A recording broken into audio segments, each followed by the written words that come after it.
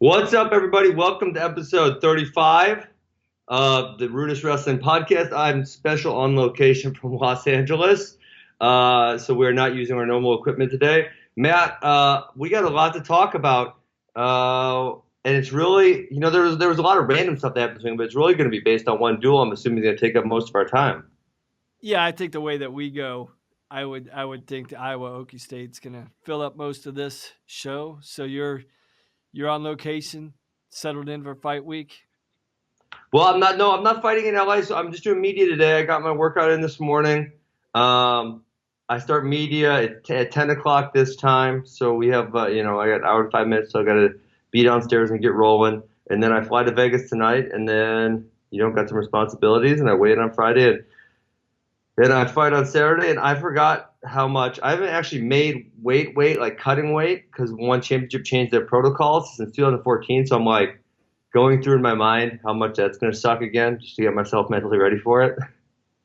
I'm sure. So when's the last time that you had to make the cut like this? That's why it was August 2014. Yeah.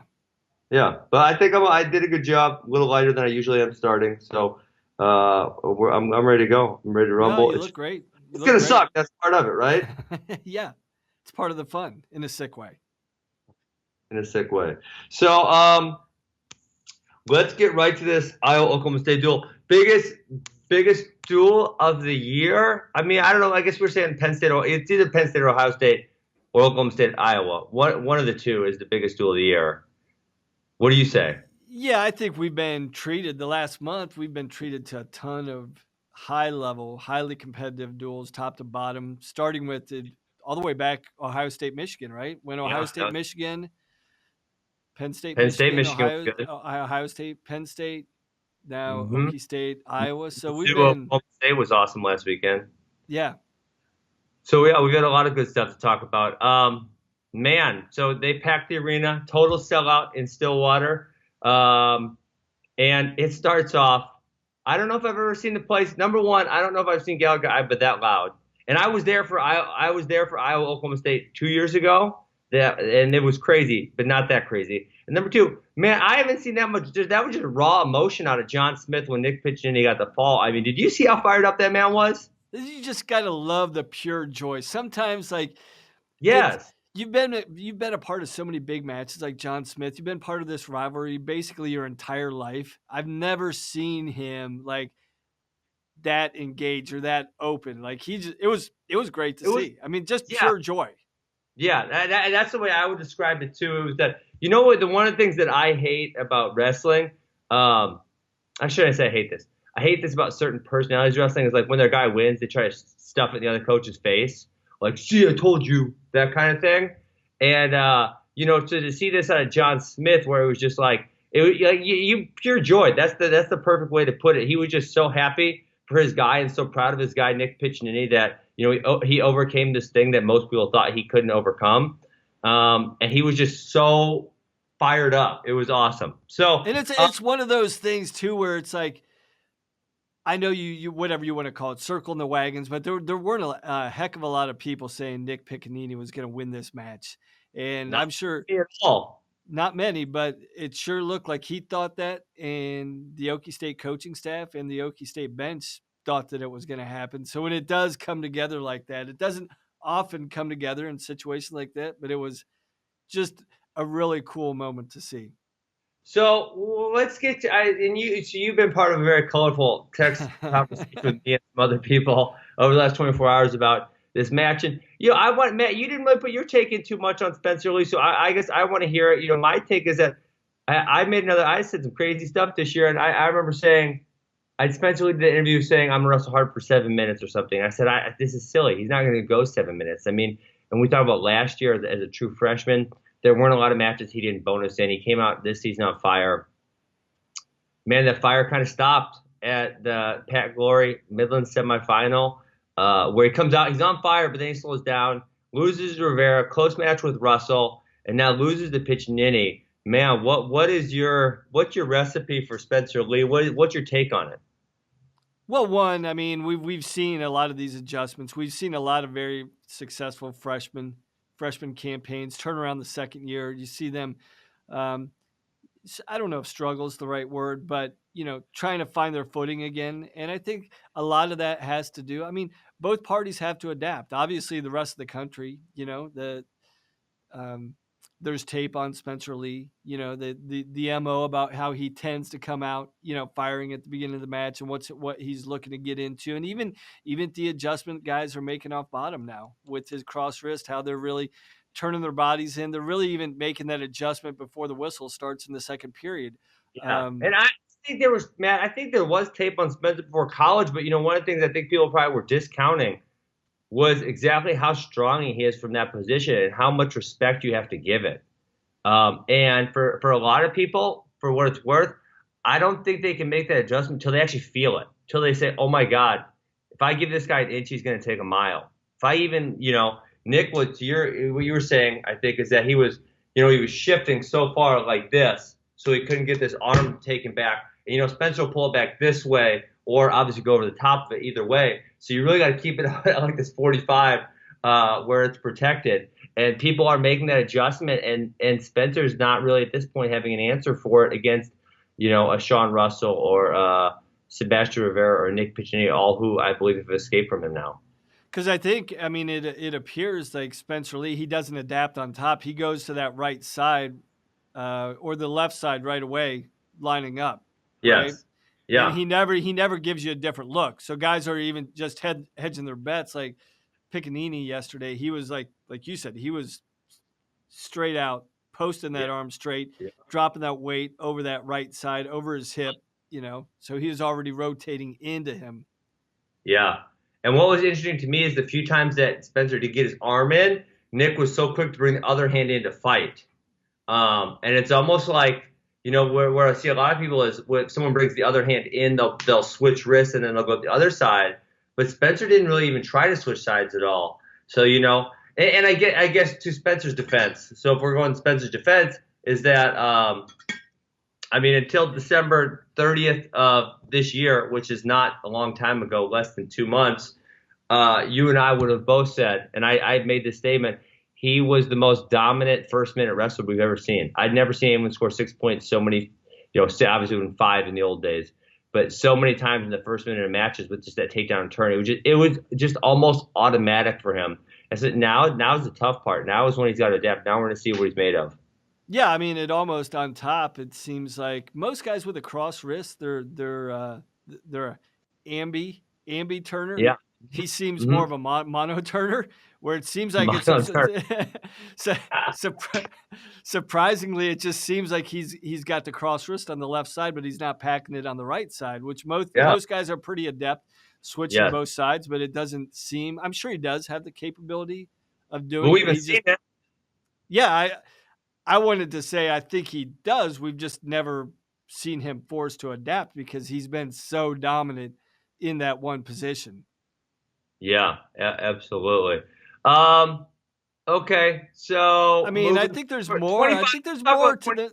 Yeah, there's more to this match. I saw the text messages that were going on, and I didn't engage because I wanted to kind of save it for this discussion and have some decent fresh points that we hadn't discussed about yesterday. I actually thought a big turning point in the match was that first takedown, because Piccininni is not the non-takedown, because there was no takedown first, right? There was non-takedown. The non-takedown. Spencer Lee was in deep. Looked like he had him dead to rights, and multiple times. Yeah, and typically Piccininni, when he doesn't scramble a lot, he's much more fundamental with his defense. And once he defended that first takedown, I thought that was the first chink in the armor. That was the first introduction of doubt in the match for Spencer Lee. Yeah, that was a really awesome sequence because Spencer put a whole bunch of finishes together. He had his leg up multiple times. You thought he was almost like around the hip or butt on the other side, and Piccininni just kept fighting it. And so that's why I think one of the things we're also seeing, we talked about adjustments to Spencer Lee, is people are saying, I cannot give up this first takedown. I can't. I will fight this to the death, right? Whereas before, if you're in a bad situation, you might say, okay, I'll just give this up and I'll get my escape. But that's not what they're saying anymore. They're saying, I'm going to fight this with everything I have. There's no way I'm giving this takedown. And that's obviously introducing a new dynamic to Spencer also. So there's a whole bunch of changes. He's gonna have to make them quick because he's got Big Ten 2 weeks. He'll be the number 2 seed. And then people are making this point on Twitter. NCAA seedings for 125 is going to be a disaster because Jack Mueller's undefeated at 25. Aruja, I believe, is undefeated at 25. Piccininni is undefeated at 25. Rivera is obviously undefeated at 25. Bresser's got 1 loss. And if Rivera beats Lee again, he's going to have 3 losses going into the NCAA tournament. So where does that put if all these other guys stay the path, which they're all in separate conferences, so besides Rivera, so obviously they could. I really don't know where that puts Spencer Lee. I almost think you have to put him down at a 4, 5, 6 area somewhere in there. Yeah, I think 3, 4, 5. We'll see what shakes out at Big Tens. I think a lot of people are saying a lot of things today, but I think it sounds like a simple thing, but I think what Spencer Lee's opponents are doing, there's a level of desperation that you said, that there's a level, an extra level of desperation when guys get on their legs. And now that extra level of motivation and fight on bottom as well. And I think maybe he hasn't adjusted to his effort level. Like, okay, these guys are going to fight a little bit harder now. When I get to their leg, they're going to have a little bit more desperation when they get underneath me because obviously they're not scared. Piccininni chose down, so he wasn't scared. Chose down. What were you thinking at that point in time? I was thinking like, ooh, I don't know if he should have done that. I don't know if he should have done that. What do you think? I thought it was like, hey, I'm wrestling for the NCAA tournament, so I better test myself right now because I know I'm going to have to see this guy if I'm going to win a national title in March. So I better feel it. I think it was one of those things where I think I made the adjustments. Let me see if I actually did, and let's test it out now as opposed to waiting to Pittsburgh to see if the adjustments he's made. So I thought it was a great call. I think it was calculated. I think going into the match, they said when it's our choice, hey, we're going down. And almost sending a message to Spencer Lee like, hey, we know you're good. We think we're better. Yeah. Yeah, man, that was ballsy pick. I'll say that. Okay, we can't spend the whole show on Spencer. Honestly, where do you think it goes from here? We might be able to spend the whole segment dissecting Spencer because, man, it is so fascinating to me because this is a guy who came on the scene who was just straight fire, and I was to the point where I was thinking he's going to go down as one of the all-time greats.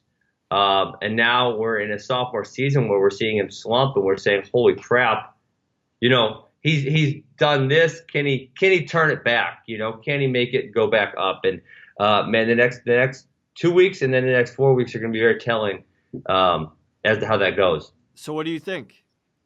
Does he? I think he's screwed. Do you really? Yeah, I don't think he has the time necessary to make the adjustments. And I think the game plan's been written, and like we said, until December 30th, 2018, he didn't think he had to make those adjustments. He thought he was good to go. And man, adjustments take a long time. They really, really, really, really do, especially when you've been so good so long at certain things, and now all of a sudden you're going to do something different. When you look at, he didn't come close to Rivera last time. Bresser's got great movement. He's going to give him the same issues. Pitch now has beat him and kind of knows how to wrestle him, right? There's a lot of landmines for him. And frankly, if you're saying what's success? Well, for Spencer Lee, he set the bar pretty darn high. If he doesn't win an NCAA title, that's not a success for him. And that was him setting the bar. That was him setting the bar for himself. So don't come at me if you take second or third and say, well, he still did a good job. Well, no, he set the bar really, really, really freaking high last year. And, for him, if he doesn't match that bar, I'm sure he's thinking that is not success. Yeah, I mean, there's a variety of things that we could discuss and will discuss. I think we've got to move on. I tend to think it's not a physical thing. I tend to think it's not a technical thing. I think it's, maybe some things he might have to figure out upstairs a little bit. But yeah, we'll see. Yep, absolutely. Okay, so Next one. The first two matches were the best matches, so we can spend quite a bit of time on those. Fix and DeSanto. I thought, you know what? I thought it was a clear win for Fix because I thought that was a very clear takedown at the end of the second period. I don't know what the ref was watching, Matt. I mean, I don't know. I don't know under what circumstances that's not a takedown. He had both legs. The guy was on his butt. DeSanto wasn't locked through the crotch. The head wasn't buried. I don't know what the ref was looking at. It wasn't even remotely questionable to me. And when he challenged it, I thought, okay, this ref's going to say, well, damn, I messed up. That's two.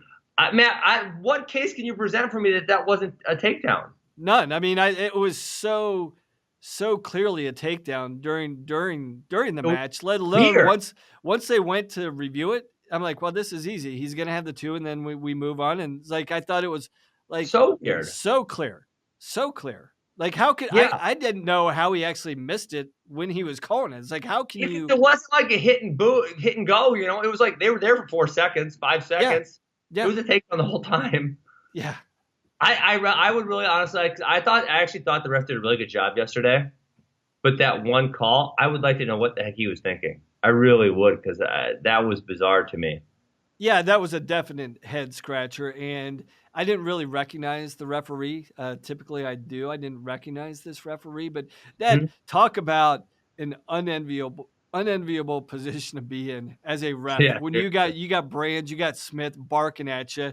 You know, they both completely disregard approaching the head table. They both approach it like 57 times. And, after one time. What's so funny with them, too, is if one guy says something, the other guy has to meet him. Exactly. Like to offer a rebuttal or something. Like, what are you doing? Get back over there. Yeah. Total disregard, huh? So, I mean, it definitely puts the ref in a bad situation when you got two huge personalities in either corner. You got a sold out arena. You got some fans going crazy. But overall, I thought he did a phenomenal job. I thought he called a very fair match. I think there was probably a couple questionable calls on either side, which if you walk away from a match like that saying, yeah, there's a couple things I question, but they probably feel that there's a couple on their end as well. So I think overall he did a great job. Okay, so let me say, I think that double legs, you should get about 10 seconds and they should be stalemated. What do you think? You really should. I mean, this is. I think did you say that first in the text message yesterday? No, I think Tommy did. Tommy brought it up, but I know we've discussed it in the past. This is just a situation where you get double boots and you spread them out. I mean, there's not a heck of a lot you can do. Well, you give them 10 seconds to work. Give them 15 seconds to work. And there's right, Matt, there's one move from double legs in. It's a power half. Right. That's your only move. And frankly, they're going to call potentially dangerous on that 80 to 90% of the time. I mean, there's just not. Give them 15 seconds, let him stalemate him, put him back up. I mean, I don't know. That just seems excessive to me. Yeah, for sure. I mean, I'm with you there. I think you've got to come off parallel, and that's a lot of things. The referee doesn't look at that, but when you're running a parallel ride with two boots in, not really intentionally going after the power half, which is your only option. You're looking for the Kimura or whatever that was, which I'm all for it. But I mean, really, it's not. He's not really trying to turn. He's not really trying to turn there, Matt. Unless a term that I don't know, but in my opinion, he's just trying to waste time. Because DeSanto can't have his hands here, so he brings the hand back like he's going to go for a hammerlock, but then he never actually does anything with it. Yeah, I mean, he's definitely physical with his ride. I mean, Fix he's brutal with his double boots. He just doesn't do a whole heck of a lot. But yeah, I think we can move on to that. I mean, you make the adjustment, make them adjust, or either come out one leg out, making adjustments. But yeah, overall, I mean, that being said, they're not going to make that adjustment. So, do you think DeSanto was only really close to an escape one time? I don't think he's getting away from Fix if they wrestle again. No, I mean, if you do that, I mean, once you get legs in, it's really hard to power up tripod, quad pod, baby stand up, or whatever. I mean, you almost have to change it over and, almost kind of change it over, headhunt, kind of forced the top guy to react a little bit, and he didn't do anything. I mean, he was glued under there and just kept trying to power up. That ain't happening with power legs in. Not especially not with someone as good as Daton is with double legs in. So I was impressed with DeSanto on his feet. I kind of thought you've never really seen someone put Daton Fix on his heels and really impose herself with their pressure on their feet. I thought I was fairly impressed with DeSanto there. How about when he called Fix for stalling? I thought that was fantastic. I actually thought it was kind of warranted. Obviously, everybody's quick to pile on to this guy, but I actually thought it could have been warranted to get a stall call there. But that could have made it better if he actually pointed at him. He just did we didn't know if he was going black power or if he was calling for stalling there. If he would have actually pointed at someone like that, then we would have really known. Yeah, that would have been good. I thought that was really good. Oh man. Let me think. What else? Who we go? Brock, Murin. Brock. Yeah. Yeah. I don't know. They're just. I'm not really impressed with either guy. Not at all. I thought Brock was wrestling good, and then right in the last 20 seconds, he gives up a takedown and almost gives up back points. And so it's what was he doing? He wrestled great. He dominated the match, and then he almost found a way to give it away again. I don't know. It's got to be a mental thing at this point. It's like a mental thing. Yeah.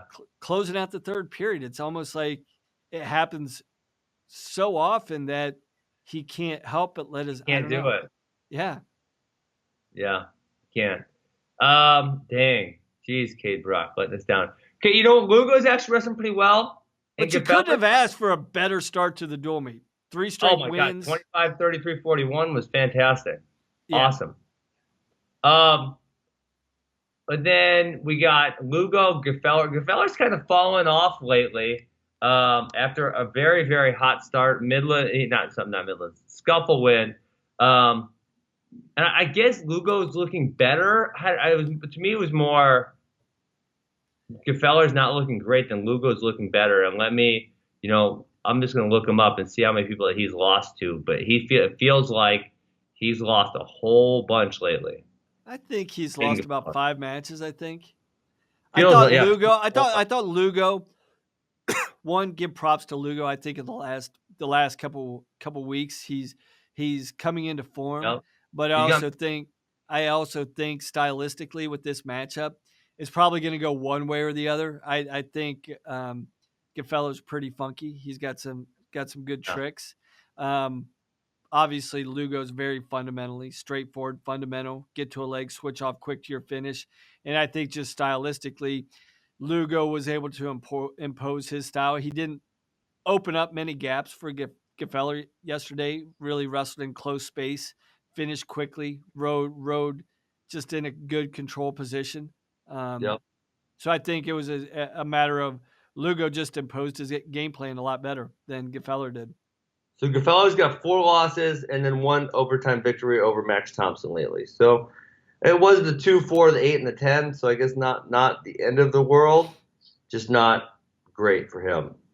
Okay, so let's go 57. I guess I don't know where Wyatt Sheets came from, but I guess he's the guy because both John Blaylock and Andrew Shomers they moved up. I'm kind of really annoyed by what John Smith's doing with his lineup. I don't even know what he's doing. Well, I think it started coming into shape after yesterday. I think it started coming into shape a little bit more. I mean, obviously, Joe Smith didn't even wrestle. And so here's what I see. The way she showed both Joe Smith and Chandler Rogers at 168.7, which tells me one thing. They're having a wrestle-off. Because if it was just Chandler's going up, end of story, he'd be weighing more than 168.7 because obviously – I don't know the formula, but judging that they both weighed exactly 168.7, that tells me that that's the weight they need to be to go down to 165 for the NCAA tournament. Or I'm sorry, for the Big 12 tournament. So why would you be having those guys wrestle off? I mean, they're both freaking 4th year in college. You know who the better guy is. Pick who it is and be done with it. So we were talking about yesterday, Chandler Rogers weighed in 168.5 pounds and wrestled 174 pounds. That's kind of ridiculous. Yeah, I think you're probably in a tough situation for a variety of reasons, even though you probably know who the better wrestler is. And, you and I you and I's guess probably would both be with Joe Smith. But you do have a two-time All-American senior there. The Yeah. other guy happens to be the coach's son. So there's all those narratives that come into play as well. I think in any other scenario outside of a coach's son, you probably could make that call with two fourth-year guys. But Yeah. in this situation where you do have two All-Americans facing off against each other, I guess it's not the ideal way this late in the year, but you probably should just let them off or let them wrestle off. I But don't what? agree with it, but I mean, it's a weird situation. I know there's I think we've all been in this situation. I know, was it a year ago with the Lehigh situation with Minotti? Minotti was a two-time All-American. They had say that again. Who did you wrestle off? It was a freshman, and they ended up going with the freshman. And didn't the freshman not make weight at the conference tournament? He was Oh, is ranked it top. Chandler? Was it? That's who it could be. Jordan Cutler didn't make way to conference. Yeah. I think that's how the situation played out. So in that situation, it was they thought Cutler was the guy, but Minotti was a two-time All-American as well. So there's a little bit more to it. I don't know. That's the only thing I could guess at this point. Dan, why? I'm just blown away by why Oklahoma State can't find someone to wrestle 57. Wyatt Sheets, he's just not very good. Simple as that. He's had a couple decent wins though. I think it's probably that weight class for Okie State where like, hey, do we have a podium guy? Probably not. Who's our guy that could win maybe one, maybe two matches at the NCAA tournament? I don't think they're looking at 57 thinking we gotta score a boatload of points, but they do. They can't just give the weight class away. Yeah, I guess so. But Shomers was not great, but he was okay. John Blake was not great, but he's okay. And then obviously they sacrificed John Blake out to Alex Marinelli yesterday. That was ugly. I don't know. Do we need to talk about that? That was just a bloodbath. No, I mean, but that's what Iowa needed at the time. So you do got to give it up to Marinelli. They had to get a pin. They could have gotten a tech. That would have been devastating. At that point, they needed a big statement, and not much more we can say about that. Yeah, Marinelli does. I mean, Marinelli's kind of been doing that for Iowa all year. He's been like the one standout. I mean, when you're seeing other people struggle. And obviously DeSanto had a good second half, but DeSanto had a really sketchy first half. Remember the loss to Austin Gomez? He had that close match with that Kent State kid. So Marinelli's been the one kind of constant for Iowa, doing great, really, really good things all year. Okay. Chandler Rogers pins Mitch Bowman, 174 pounds when he weighed in 168. Look good, not great. I mean, the other thing I don't like, so we now get back into this weight class switch. Because they're switching weights and Chandler Rogers doesn't have any matches at 74 and Joe Smith doesn't have any matches at 65, I believe, don't quote me on this, but I believe that that's going to affect their seeding criteria significantly. No, it should. And I can't remember watching the telecast. Did they say Jacoby Smith is on the descent down to 74. Which I like him at 84. I don't know why they're doing that too. Well, obviously, I mean, we touched on it last week. But Chandler's gonna be out. I mean, we'll see. There's a couple things that I was trying to play through my mind yesterday. Like when they put Rogers out at 74, do you think that there's a possibility in the Okie State's coaching staff's mind, like, hey, we're gonna win if we put Rogers in or we put Smith in, we're gonna win the match, but Rogers gives us a better opportunity for bonus points. That's definitely true. Yeah, which obviously proved to, I mean, we're not prophetic at this point. It's after the fact. But, yeah, I mean, it seemed like they thought we've got 3 points here. Could we get more? Who gives us a better opportunity to get more? Much better bonus.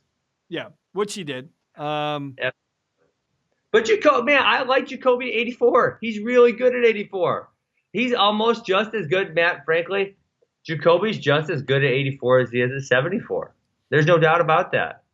Yeah, I mean, we brought it up last week, and obviously they think Dakota Gear is their better option at 184 for whatever reason. And I would, you got to let the coaching staff decide that. But obviously they're seeing things But something a Jacoby's bit looked differently awesome at than. 84. Yeah, no, I think I think you're right. I think he would get the exact same results at 74 or 84. They obviously think, I don't know.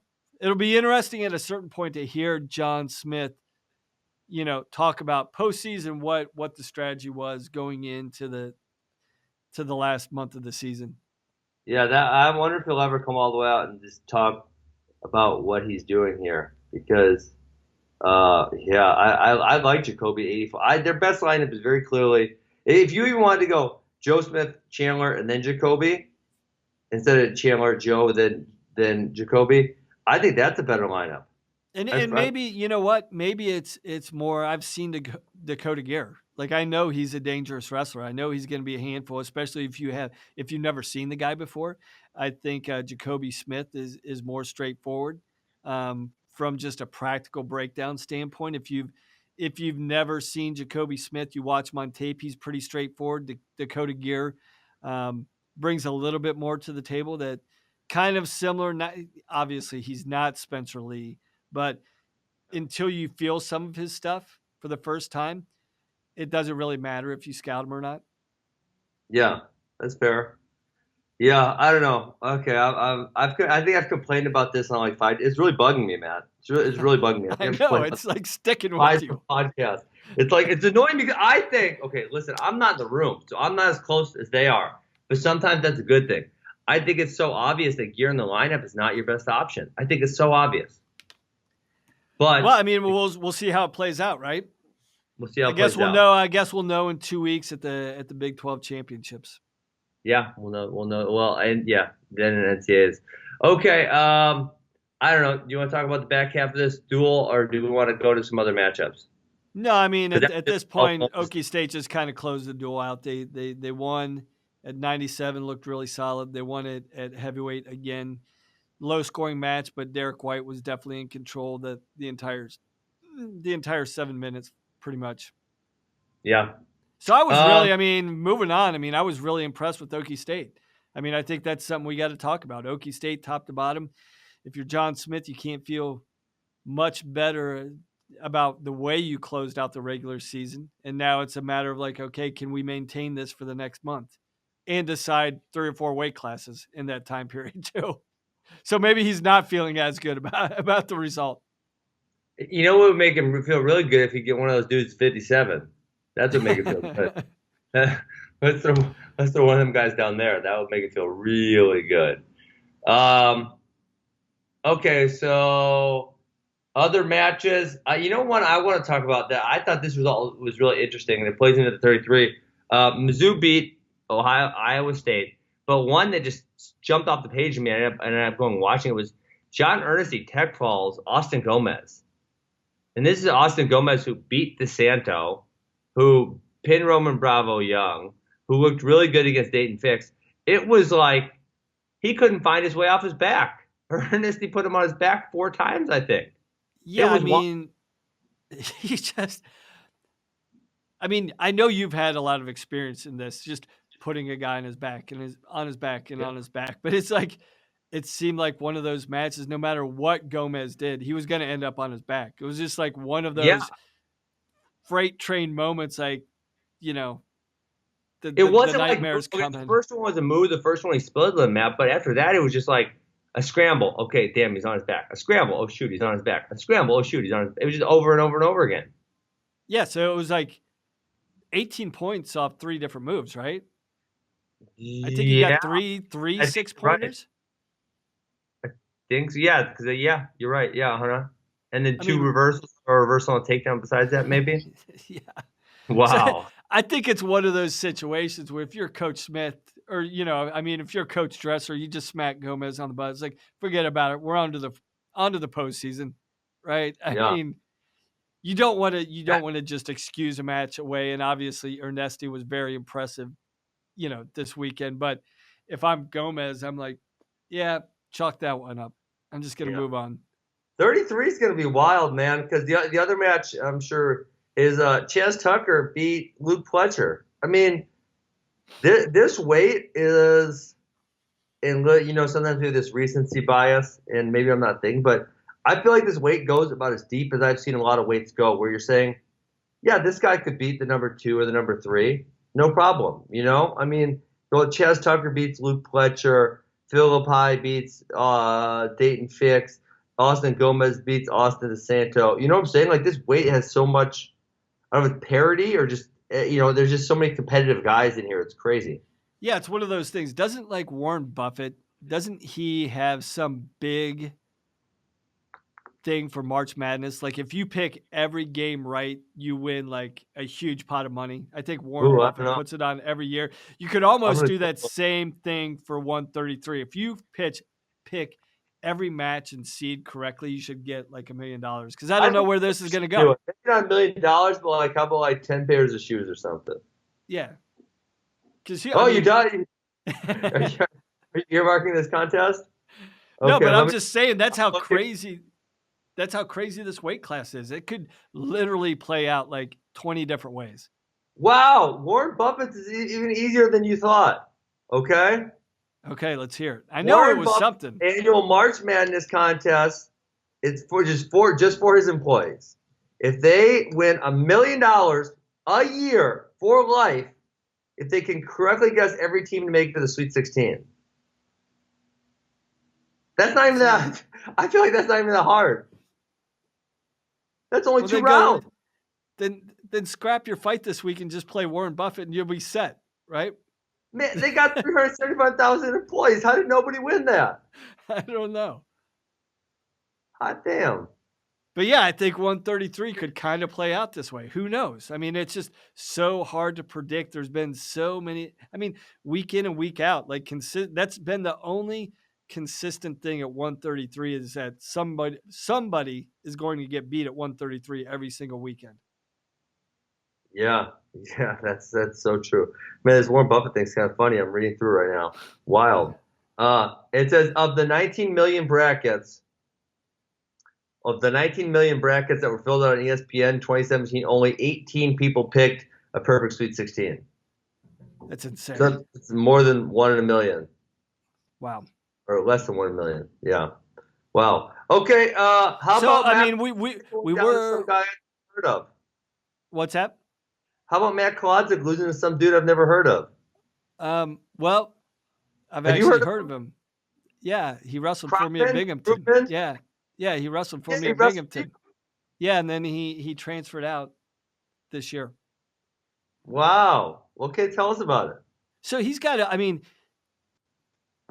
Parker was a very good high school wrestler. I think four-time placer, but he just so happened to get stuck in the same weight class with Yianni.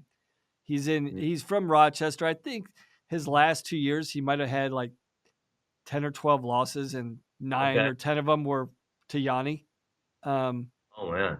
But he was always scrapping with Yianni. I mean, it's Yianni. I mean, he would keep it to a decision or a major. Took Yianni down some. I mean, he's skilled. He's a skilled guy. He wrestled as a true freshman for Binghamton. Had a really good true freshman campaign. Redshirted last year, and then transferred to Drexel. And it's almost like this situation, the way it played out. Like Cropman's, he's no slouch. I mean, what I say is he's a podium contender, probably not, but he's no slouch. He's very technically sound, and Matt Kolodzik kept playing the same game he always plays. He tried to score at the end of the first, tried to score at the end of the second, tried to score at the end of the third, and Parker got that takedown. It was 1-1, came down to a 1 takedown match. I mean, eventually you're going to get caught. Eventually, you play Russian roulette with that type of game plan every single time. Eventually, a lesser guy, seemingly a guy not even in the conversation, could potentially knock you off. Yeah, I mean, this is a guy who I couldn't find in any of the rankings, and when I looked him up on the WrestleStat website, he doesn't have a lot of good wins this year. You know what? I don't know that this affects Kolodzik a huge amount. He's not really going to have a huge challenge in the EIWA. The next ranked guy is Anthony Artolona. So I think it only bumps him from 2 down to 3. Yeah, I mean the only situation that it kind of cracks the door is probably for Micah he can't be Jordan. number one. He can't be number one, so that's Yeah. probably it's going to probably come down to Jordan and National. If Jordan can turn that result from Las Vegas around, he probably jumps to the number one. Yeah, I would think so. And you got to probably feel like, do they think it's a do or die being the one or not? But it definitely opens you up if you're the one seed at 49. You're probably going to have to, beat one of those guys. If you're the 2 or 3, you got to beat, both two guys back to back, most likely.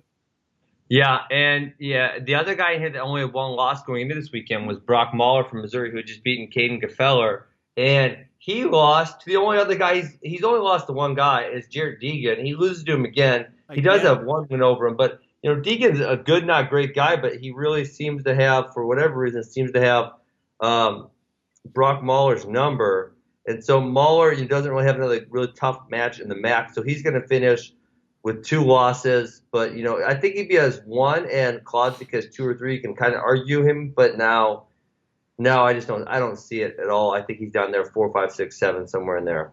Yeah, I think so. So what else? I thought you'd want to jump into Yianni and McKenna a little bit. Oh, let's go. Go for it.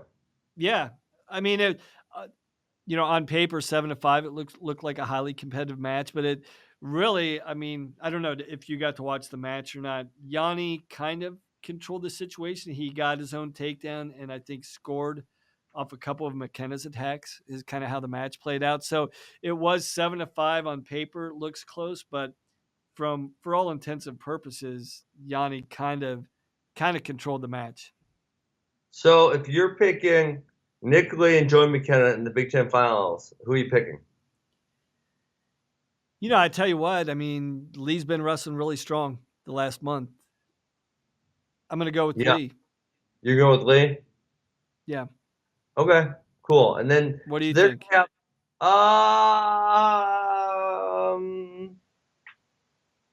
think I would go with Joey McKenna. I mean, I know Lee wore him out, but obviously I'm gonna go with the Ohio State excuse, and they didn't say it, but we kind of know it, that he was coming off injury, and that was part of the reason he gassed. The other thing is obviously it's a 1-hour weigh-in. It will not be a 1-hour weigh-in at the Big Ten Championships.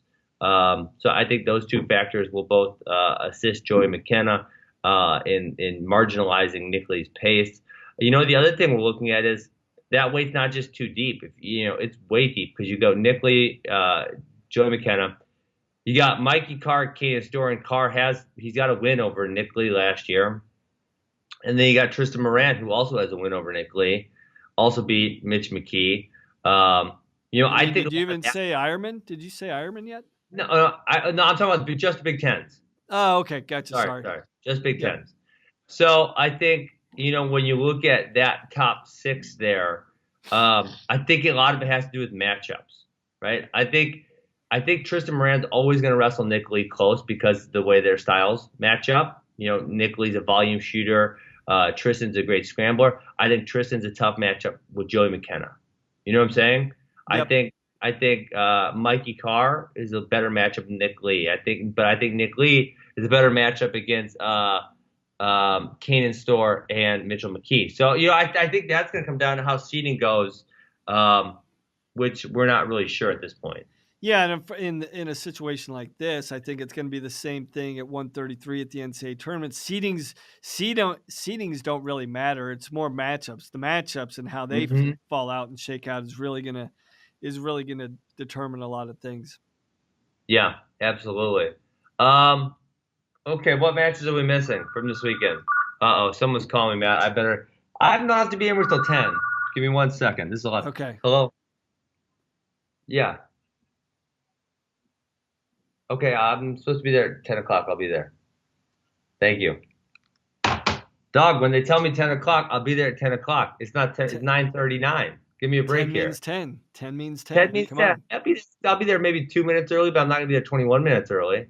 Yeah, you're a grown-up. You know how to follow an itinerary. Matt, I genuinely think that the UFC struggles with it because most of these fighters are so immature. Like, one time I emailed them and said, hey, you're having me do this, and I'd like these fights. And they're like, what?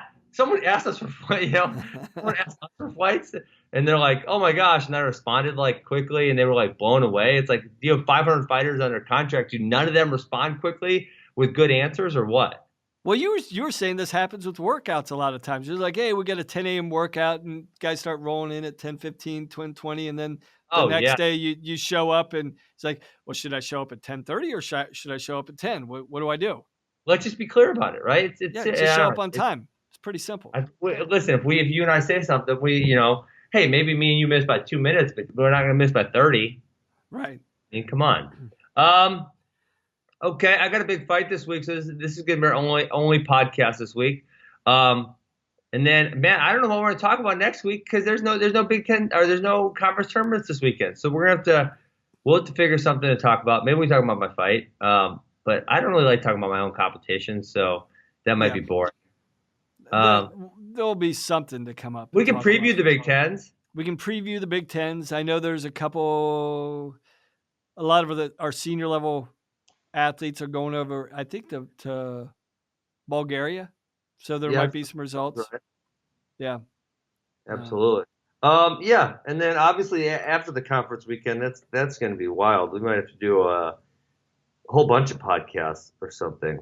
And then obviously in several weeks at the NCAA tournament, we're going to be, we haven't decided on our shooting schedule. We're going to be going live, hopefully before and after every session, keeping everybody up to speed. Hopefully we can have some more interactive things going on with the podcast, maybe a few special guests. We'll see what we can round up. Yeah, that's going to be a blast. I'm looking forward to that. I did last year was, I think, the second one I missed. I didn't get to go. So this is going to be a whole bunch of fun. I'm jacked for it. So I'm out of here. They're already harassing me. I'm going to pack up my bag. I'm going to get going, and then we'll roll from there. Blow them away. So show them what it looks like to be 5 minutes early. All right. See you, Matt. Have a great day, and I will talk to you next week. All right, Ben. Take care.